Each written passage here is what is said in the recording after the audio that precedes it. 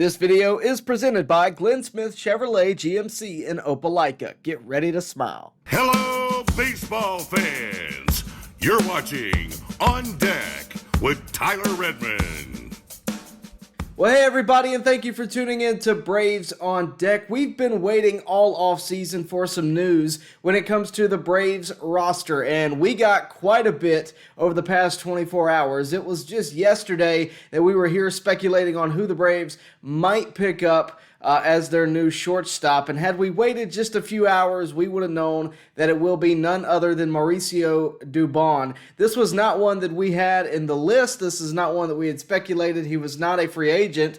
The Braves did have to go through the trade market for this deal. They trade with the Astros for Dubon, and they send away Nick Allen. Nick Allen was, of course, a finalist for the Gold Glove. Well, Mauricio Dubon won the Gold Glove at the utility position this past season for the American League, and he is the ultimate utility man. The Braves will more than likely use him as a shortstop, period, unless they do decide to go out and find someone else and keep Dubon on the bench or use him as they see fit on a day-to-day basis. But this is a guy who is really good and he's very affordable. The only reason that I think Houston made this deal is because they already have pretty much every role filled on their team. They didn't necessarily need the ultimate utility man, Mauricio Dubon, and they're looking to shed payroll. If you remember how the Braves were last year with the luxury tax, they were staying underneath it.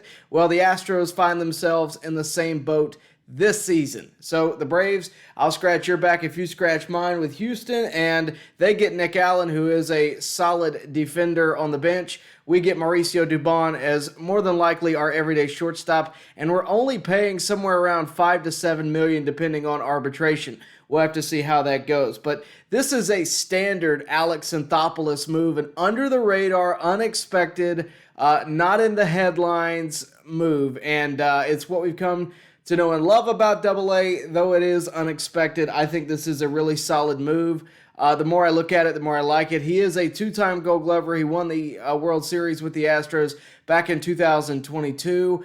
I think this could be one of those situations where you get him to Atlanta, you maybe extend him long-term, depending on how this goes. It could be in the next few days. We've seen that play out before with Matt Olson and Sean Murphy and some others. It could be halfway through the season. You decide to go ahead and extend him because he is a free agent at the conclusion of this season. That was not the only move that the Braves made. Of course, they also signed a reliever, one that we have all come to know, Raisel Iglesias, to a one-year, $16 million deal. I like this move. Iglesias didn't have his best stuff last year, especially at the start, but he did finish strong. I don't know if he'll be the guy that we count on in the ninth. He could be, but I definitely don't think he'll be the last move to be made. I don't know if there will be a better move, but I think the Braves are far from done when it comes to the bullpen. I think they're far from done when it comes to spending and adding in general. I think you're going to see possibly a few more relievers, maybe a couple of starters, at least one. And I think you could maybe see another bat get added. We heard from Mark Bowman when he was speculating on the Braves targeting Mauricio Dubon that this would probably mean that the Braves will add on another bat. That could mean at DH, you could bring back Marcell Ozuna. They have not shut the door on the idea of Marcell Ozuna returning next year. You could add elsewhere. I am under the opinion, too, where you could use Mauricio Dubon in the role that he's had over the past few years as utility. And the Braves could still add a shortstop. That's not necessarily out of the picture, although I do think that he will be the starting shortstop. I do think he will find his role as starting shortstop with the Atlanta Braves. If the Braves still can get Ha-Seong Kim relatively affordably, you could have him as your shortstop and Mauricio Dubon as a utility man. Although, at this point, I'd be fine with Dubon taking over everyday shortstop. I think that would give us some continuity in the lineup every day. It'd also give us some continuity defensively. And it would lock down a position, hopefully, not only for this year, but if you can extend him going forward. That has not been locked down in quite some time. So let me know what you think in the comments below. Obviously, this is what we've kind of been waiting for. The Braves are acting early. I mean, it's not even December yet, and we've already got a shortstop as well as a reliever.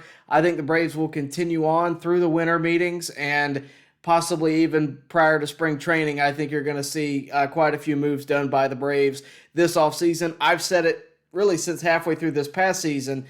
Because the Braves stayed under the luxury tax in such a major way last year, I think they will be one of the most aggressive teams this offseason. But we'll have to see. They also have plenty to fix on the roster, so we'll have to wait and see, but that is how I view it, and of course I would like to know how you view it. Let me know down in the comments below. What do you think about Mauricio Dubon, and what do you think about Raisel Iglesias returning to the Atlanta Braves? Let me know down below, and as always, please do like this video, subscribe to the channel, and hit the bell for notifications so that you can stay up to date with everything going on here at On Deck, and of course, with your Atlanta Braves. Baseball fans, make sure you like and share this video and subscribe to this channel. As always, thank you for your support.